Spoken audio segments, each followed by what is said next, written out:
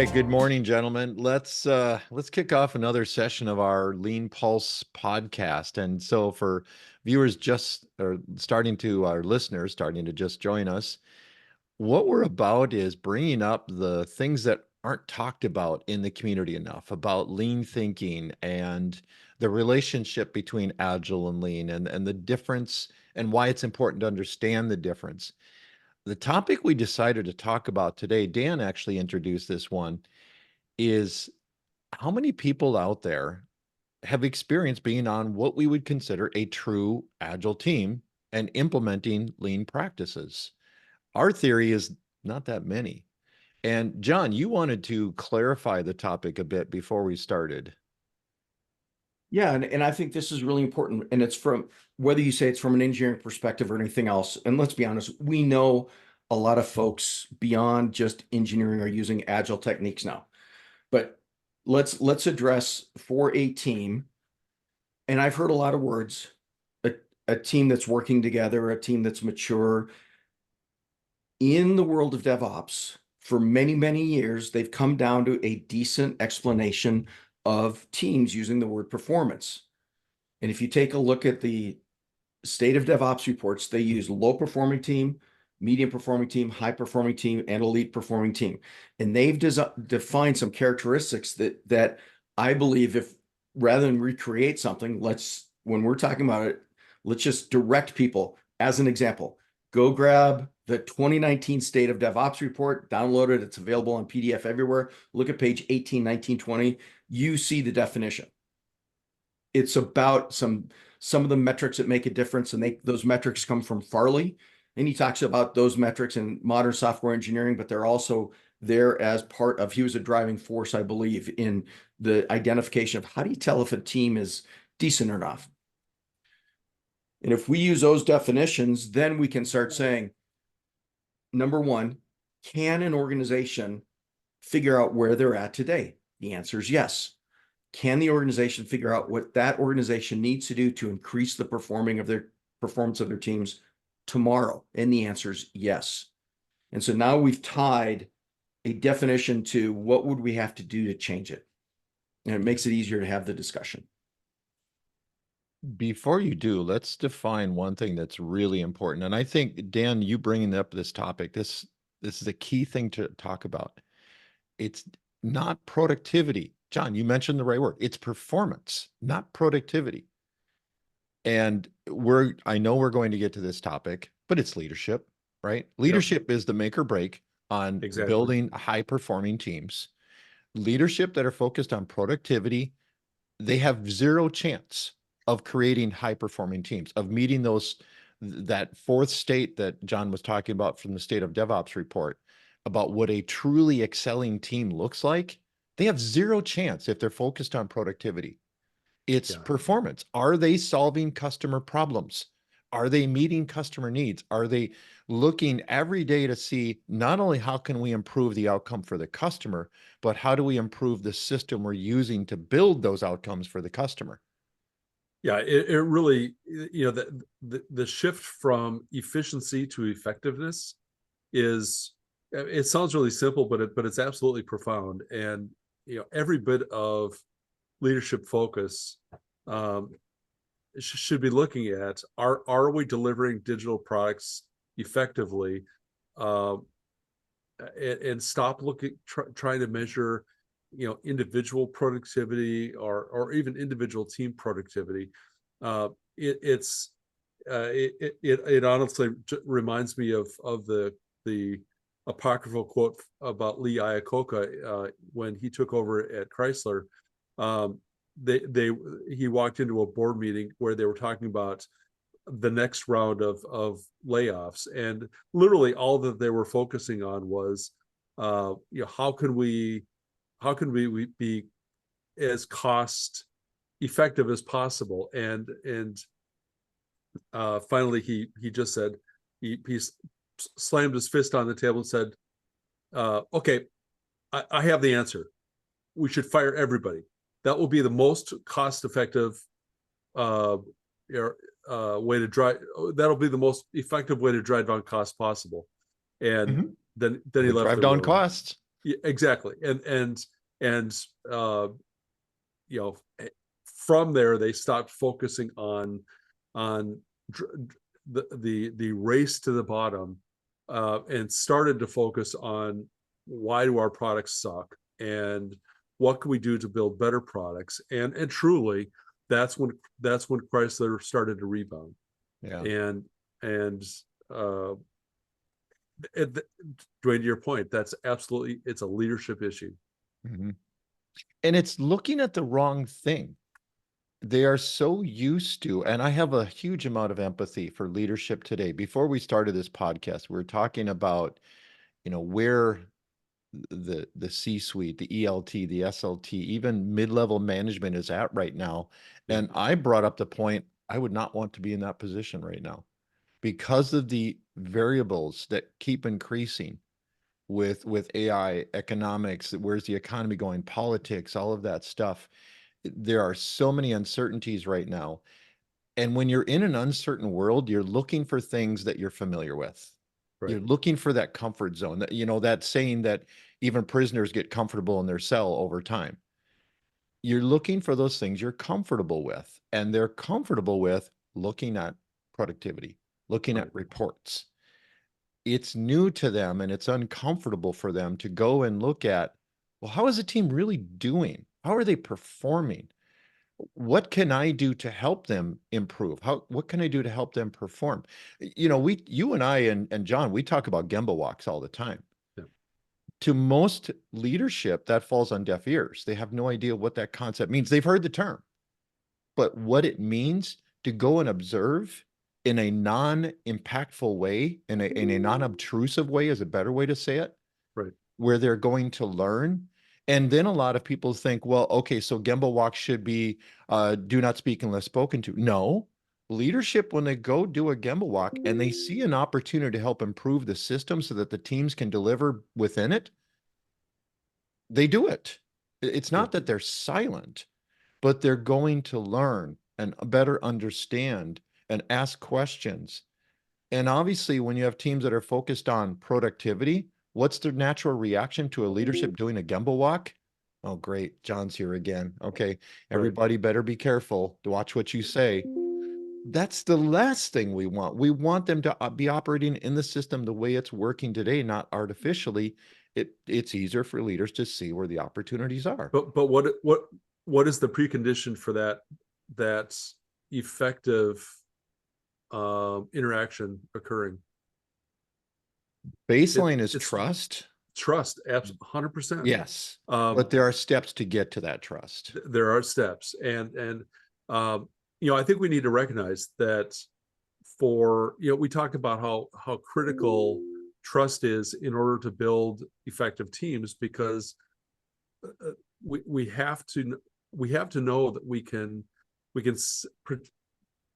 occasionally say audacious things, or point out the naked emperors, or find our flaws and work on them, without fear of retribution, fear of looking stupid, fear of being condemned as a troublemaker. That's exactly. If you go down through their trust is one of those factors. But where I was going with this, though, yes, at a team level, that's absolutely critical. But we have to recognize our leaders are not generally living in a trusted environment themselves. No. And the life as a Both senior, up and down. Yeah, I mean, their direct reports as well as the people they report to. Yeah, I was looking mostly upward, but you're right. Their fear and uncertainty almost always is shared. If for no other reason than it's a fear response, instead of having the fear stop with them, and leading bravely, even though it might be perilous for them. I think that's very unusual. It happens. I've seen it. John? as you're using words, I honestly believe we need to give people that are listening to this something tangible to hold on to. Yeah, go Yeah. ahead. So if we are talking engineering, by the way, Dan, earlier you used a digital solution. Let's expand this to any product development, not just digital, but product development. So to me, there's some important things in there. Number one, we need to understand, well, an organization needs to understand what are their engineering standards? Because those engineering standards should drive their training, should drive their checklist, should drive lines in their definition of done. Which leads to the second thing. An organization needs a definition of done for everything so they know when they're done. Well, part of that definition of done, if you take a look at any one of those columns, the first line is meet the acceptance criteria of this object. The last one is by the time you get all through this other stuff, the right role gets to accept that object. So for stories, it's product owner. For features, it's a product manager. For the release, it's a release manager. And now we start tying together, how does a team get better? Well, if they don't have good engineering standards, we might need better engineering standards and training and checklists. So for instance, if a team has this idea of we're going to do a code review at the end, if we're going to do a pull request and somebody's got to look at something to make sure it's right, that implies a checklist for a code review or a design review, which ties back to they should have done good engineering, which again leads back to the training and engineering standards within that organization. And I want to be perfectly honest, I've worked with a lot of organizations. When I ask, there's hand waving on engineering standards, whether you're talking code or design or architecture or test or data, there's a lot of hand waving, not here is our standard. And I think that makes it really difficult to improve. So that baseline includes more than just saying, here's where we're at today. So, John, here's one problem with that, though. Engineering standards are a means to an end. What is it we're trying to accomplish as a company? A company that develops health, medical devices that are implanted in your body is going to have very different engineering standards than an online gaming company. Exactly. Very different.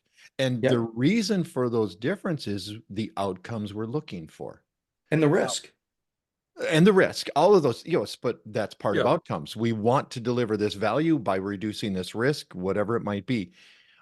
We started this off with, what does it feel like? What does it look like to work on that type of a team and that kind of environment? I can give you one example. A company I worked for, a Minneapolis-based company that does supply chain, reverse logistics, that kind of thing, a lot of warehousing stuff, not the company you're thinking of, Dan. And I still remember to this day, years later, the clarity that I had.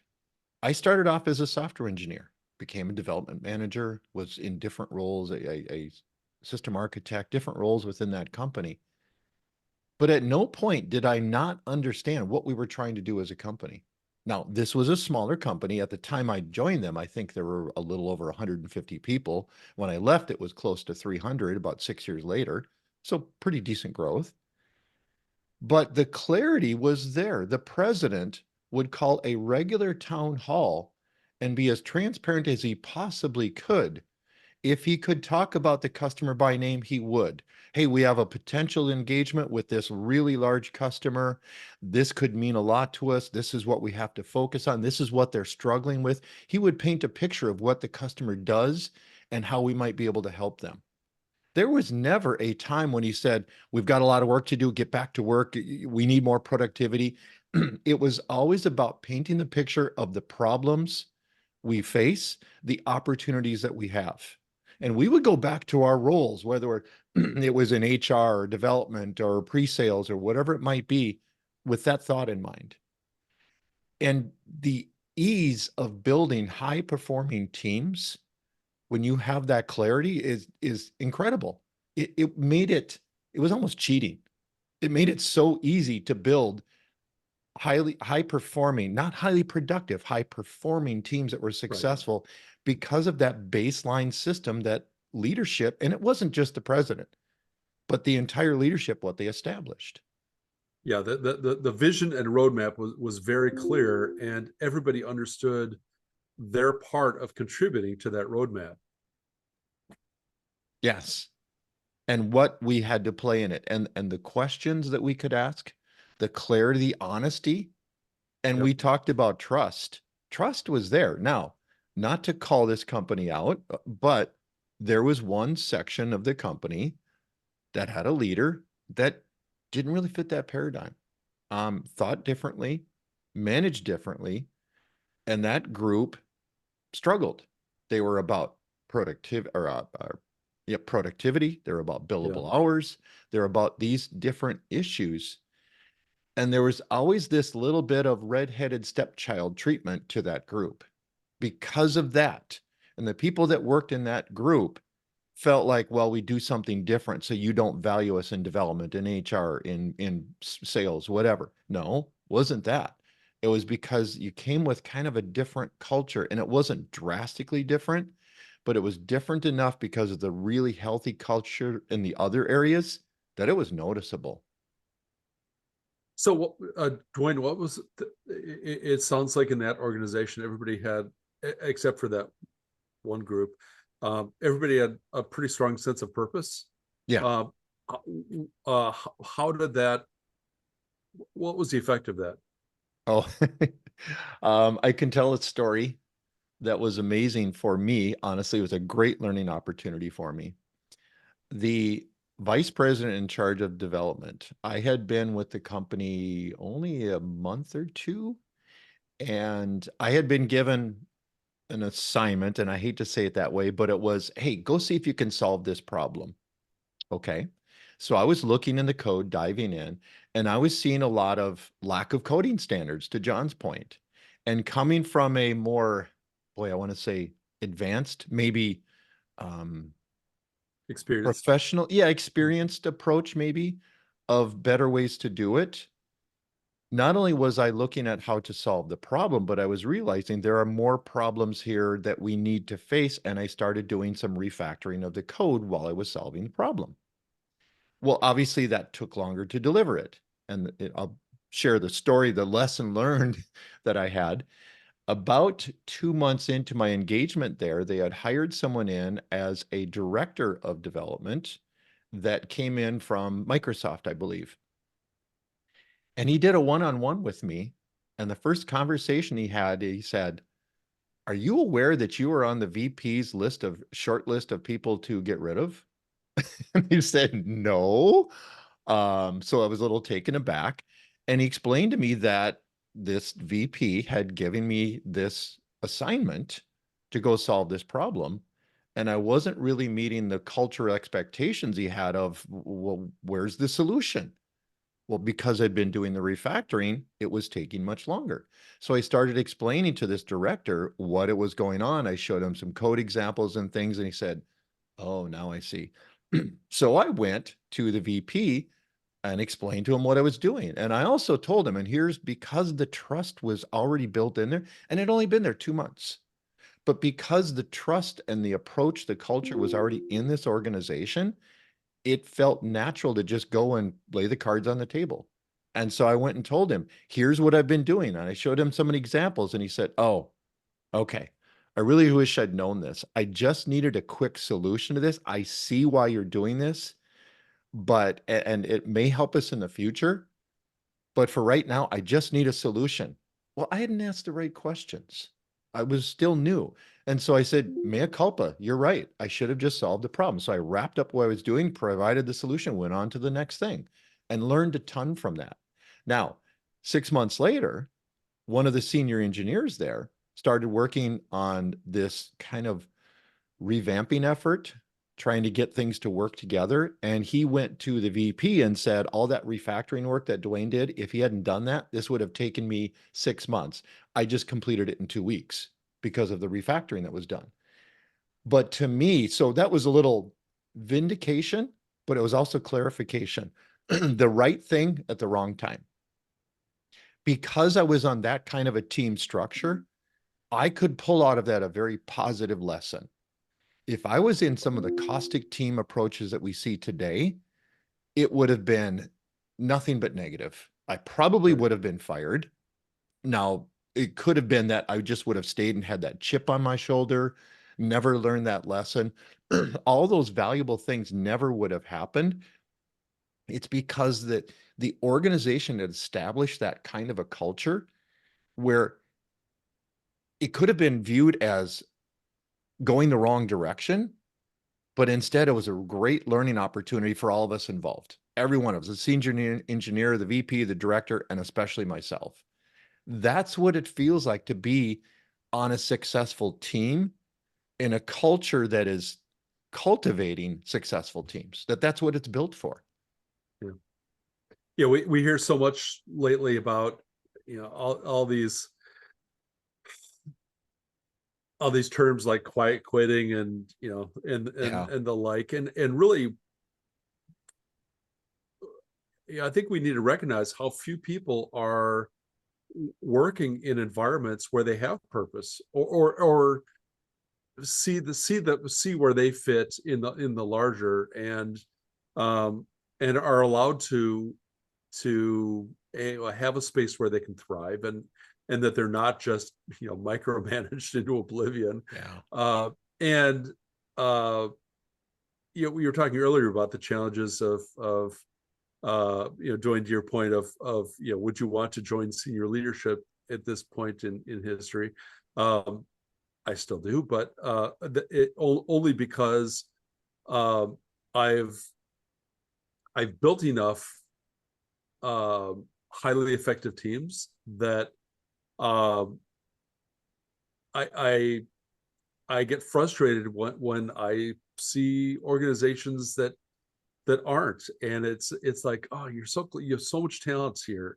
It's there there isn't there isn't that much wrong, but right now so much is wrong that it isn't just um you know you can go pretty fast in reverse, and if you've only been in reverse, would you, like, why do we have more than one reverse gear? Like three reverse gears? Really? Do we need that? Uh, but how about we just turn around and go, go forward in fifth gear? Yeah. But if you've only gone in reverse, maybe it just seems so natural. Um, Well, it's that whole but adage of trying to drive forward fast by looking in the rearview mirror. right, yeah, yeah. Right. So many young people today say that in various ways, what they're looking for is someplace where they can find um, you know some purpose, where they fit in someplace where they Yeah. and those are things that I think the three of us have experienced at various points in our career. And yeah, it's pretty wonderful to work in that kind of organization. We Yeah. just have It's engaging. yeah, absolutely. And um, I was going to say it's comfortable. That's not the word I was looking for. It is Energizing. uh, energizing, stimulating. Yeah, Yeah. exactly. I think those are exactly the words. And looking back, we've all worked for a minute or two. Um, Looking back, those are the times that professionally, those are good times. And uh, not only good times, those are times where the organizations that we were working for were flourishing. And I just don't get the sense that there's a lot of flourishing right now. Yeah, and that makes me sad for people when I'm Yeah, working me with too. companies teaching. I hear the stories that are going on, and I feel bad. I feel almost a sense of guilt because apparently that cat wanted to join the podcast. Um, because there are so many people that have not experienced what the three of us have experienced when we've been on Right, those high performing teams. And to me, that's sad. You don't know how good it can be. right. Yeah, I agree. Hence the desire to build some more teams. Yes. So I do get your desire because you still have that energy, that passion. And the fact that we've seen it, Yeah, that's we've right. seen what it's like, we've experienced it, we've lived it. It's just, there's nothing like it. We've been talking about offline about some of the mouse jiggler issues where we have people that are, you mentioned the quiet quitting and all of that. And it makes me sad that people, whether working from home, hybrid, whatever, don't have that same level of passion and engagement to where that's even a concept. We hear a lot of times, well, it only takes me 10 hours to get my work done, and I'm just doing busy work the rest of the time. In the environments I worked on, that was just not natural. It was, oh, I finished that. Cool. Who can I go help? What else can I do? And it wasn't it's not that I was beholden to anyone. That's what I wanted to do. That's what I cared about, was what else can I do to help? John, you've been rather quiet.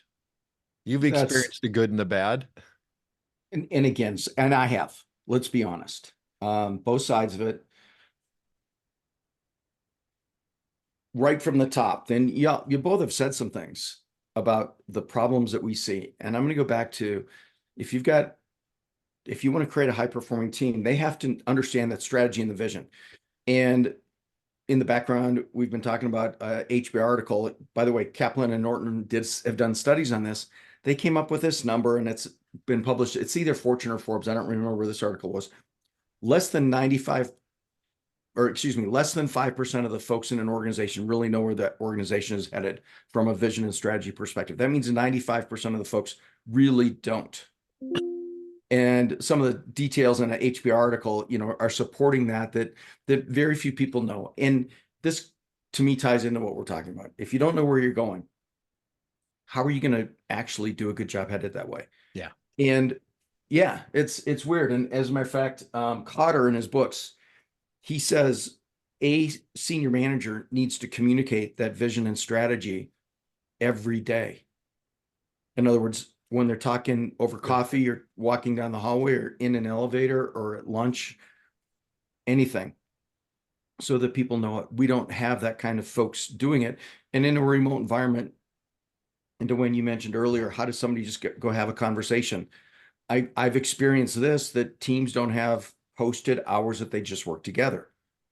So it's hard for a member of an art to drop in on a team, much less to grab a member of the SLT or a business owner and just drop in, not for a meeting where it's everybody scrambles to create slides, but just to sit in and do that, walking around in Gemba and see what's going on and have a conversation. Right.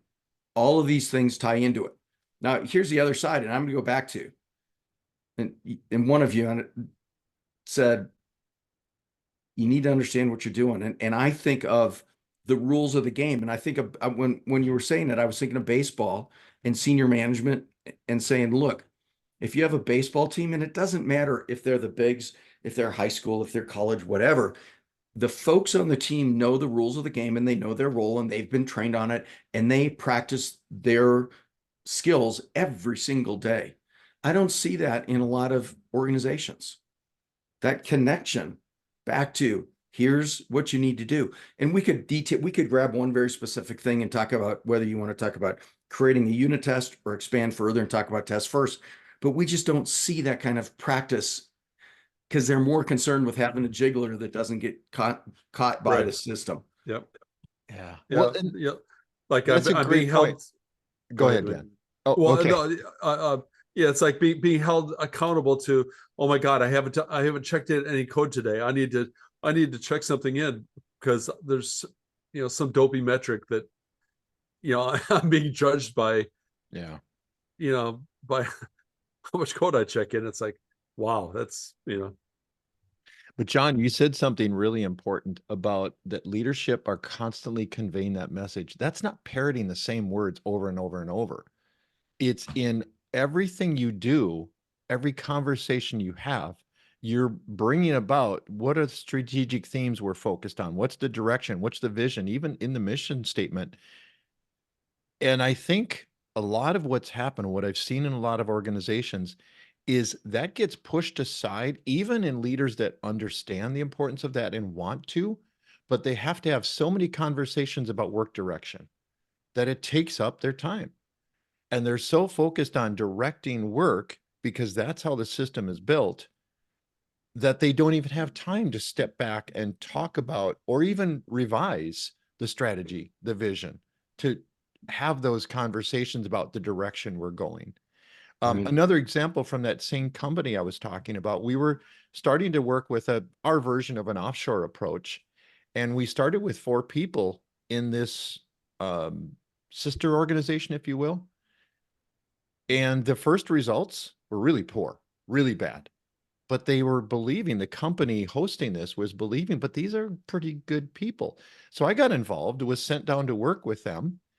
And what I discovered is it was because it was a toss it over the wall approach, which I found very, very foreign. And that's maybe why I was able to discover it so quickly is back at HQ, if you will, that's not how we did it. But they had brought that in from more traditional management of, well, this isn't part of our company, so we just hand them a document and expect them to write the code for it. One of the first steps, if not the first step I said to help improve the outcome, was to stop giving what we called TDS's, technical design specifications. Instead, say, what problem are you trying to solve? What are the outcomes you're looking for? Get us a high-level statement of what you're hoping that this team will solve. Complete turnaround, complete reversal. And I wish I could take credit for it. It was the 4 people I was working with that basically said, here's the problem. Now, it took a little bit of coaxing to get it out, but that's what the problem was. We went from 4 people 6 months later to over 50 people in this same sister organization working with us to help deliver value. Only because when it was the key differentiator was because the parent company stopped. Now, it wasn't an ownership thing, but that the host company that I worked for stopped giving work direction and instead talked about, here's the things we want to solve. Night and day difference. So what brought that shift about? Here's the advantage, again, that I sometimes feel guilty for. For me to make that change, it, I want to say, was close to as simple as a phone call to my boss, my manager. It was going to my manager and saying, okay, I'm down here talking with these guys, really good guys, very smart. Here's the problem. You're sending down these detailed design specs. They're trying to implement them. And they're, first of all, looking at it from a different culture. And you're trying to go international with this business. You're thinking US based. They're going, that's not how it works in the rest of the world, which was great insight. Yeah. And I said, let's do an experiment. And that was one of the keys, as I said, it's an experiment. I didn't say we have to change. I said, let's try something different. And so the next effort, while I was still working with this group on location, they instead said, okay, here's what we're trying to solve.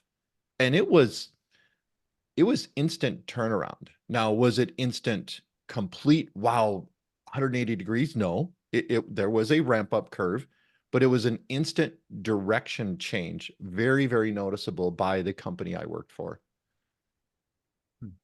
Now, the reason I feel guilty is it's probably not that easy in most companies today. You're going to need more than just, hey, Dan, let's try an experiment. Okay, it's going to be experiment. No, we have too much work to do. We have our project plan. We have to get this done. And those are the limitations that we're facing. Now, that doesn't mean that they're insurmountable. It's just maybe is not as, I want to say, simple as it was for me in that example. Yeah. So, Dwayne, you've said something a couple times about solving the problem. Mm-hmm. So I had a problem I needed to solve yesterday, and I ended up taking a picture of a board. So this is a real picture of a board. Circuit board. It's a circuit board. Yep. I can't count the number of units on that. So the LRU, I can't count it. Look at the complexity here. Mm-hmm. And we talk about solving a problem. So when you look at a board like this, might you think that that's for a really complex problem? Well, the fact that my background is electronic engineering, I can already see the layout and the plan behind it. But yes. Okay. Most So now people would hold look on a at it and second. say, oh my gosh.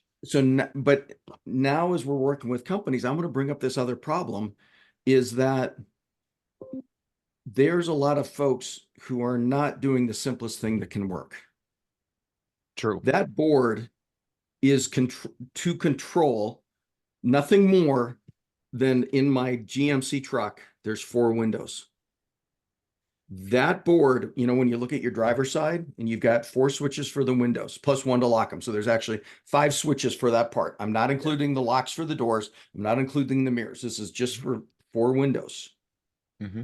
All of that circuitry was created to replace what we used to do with a roll-up window. I'm not saying go back to roll-up windows, but we've got this other problem in today's world that is there a chance that we're over engineering some solutions? Oh, absolutely. Yeah. But I think that still goes back to the work direction rather than problem I agree. design. It absolutely does.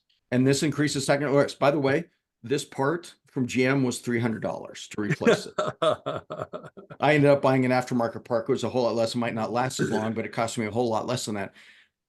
But again, from a technology perspective, we look at product risk. There is market risk and there's technical risk. And all the risks that this is not coming from John. This is coming from management books that you can go, I could say, go look at this. They split into market risk and technical risk. Right. Every time we add another level of complexity, we're adding the technical risk. Yes. My And older possibly trucks- market risk too. Yeah, but my older trucks have 2 wires going to each switch, a ground and a power. And it was really simple. If it got corroded, you just clean it up. We've brought companies as a whole have brought this amongst themselves. Dwayne, you've mentioned your truck, how your current solution today in your infotainment system for certain aspects is terrible compared to a prior 2 or 3 versions ago. Yes. We keep shooting ourselves in the foot. And again, I think that's tied to vision and strategy and people running amok because they don't know, here's what we have to do in this, whether they're doing waterfall and they're talking quarters, or we're doing lean agile and we're talking PIs. We just do a bad job of helping people understand. This has to be done in this much time. We can't add this much complexity because a $300 part to open up a window, I let it sit for 6 months before I replaced it because it was such a hassle. So it's interesting to me, fascinating really, that the conversation started off with what is it like to be on a true Agile team? I tried at one point to bring it back to that, and we keep coming back to leadership. That's not by purpose. That's reality. Yeah. That's what we're facing, is that if you want highly successful, highly performant teams, as we started talking about, it's creating a better system. It's leadership looking around and saying, this isn't good enough. This is not working. And people will often tell me, no, the process we have now is working. Well, that's equivalent to saying, I could put stone tires on my vehicle. It would work. Wouldn't work very well, but it would work. And we have to stop being satisfied and okay with, well, we're getting by. It works. That's not going to be successful, especially in the near future with the economy, with AI, with all the changes that are coming about. You have no choice but to pull your head back and look at it from a different vantage point and say, no, we have to do better, not do enough to make it work. We have to keep getting better.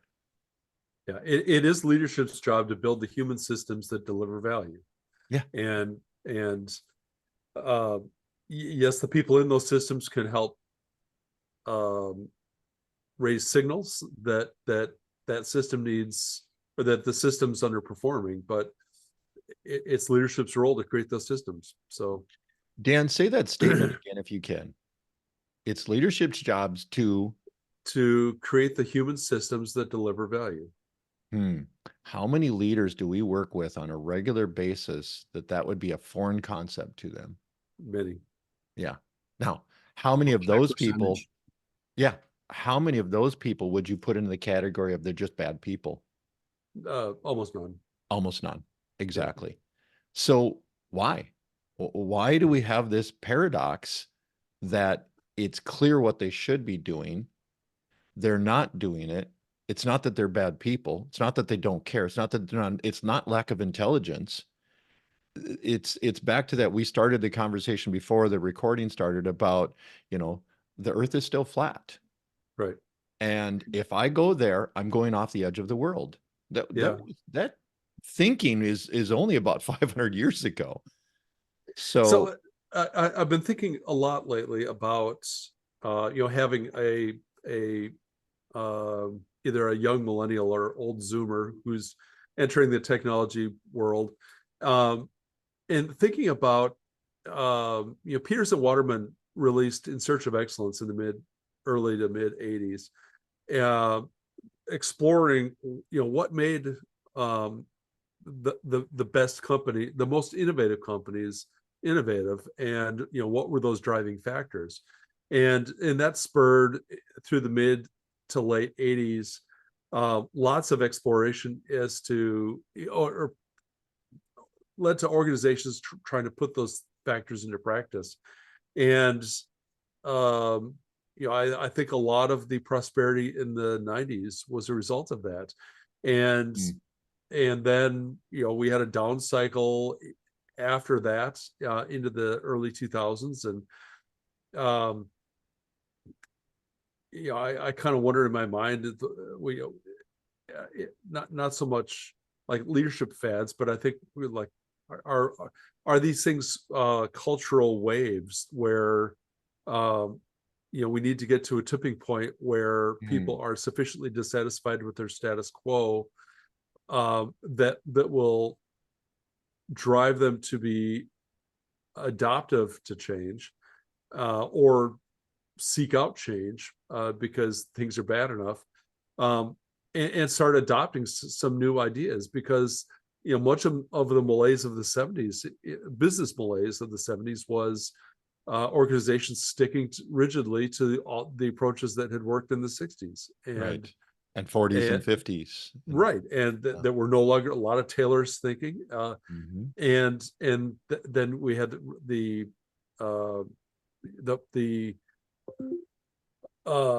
pain caused by the stagflation of the late 70s, exacerbated by the innovation coming out of the Toyota, driven, I think, by the Toyota management system. The early years of lean theory, that showing that, hey, there is a different way. Innovation does matter. It does make a difference. Or some organizations are profoundly overperforming the organizations that aren't. And that led to some amazing advances in innovation. The realization of Moore's law, I think, is every bit due to putting some of those new practices in place. Yet even some of the organizations responsible for that are now stagnant. Yeah, exactly. John, I wanted to let you wrap this up because you put a comment in for us about, I believe this is from an article, yet few employees are involved in the strategic planning process. Professors Kaplan and Norton found that only 5% of employees understand their company's strategy. Yeah, and the reason I knew where that was I used that in the article. There's a Harvard Business Review article. This one happens to be from Forbes. And I like those publicly facing articles because then I can point people to them and say, here is a baseline for you. Everybody says, yeah, but what is that company doing? That's not the important thing. Do you know where you're at? Well, Kaplan and Norton did a real study.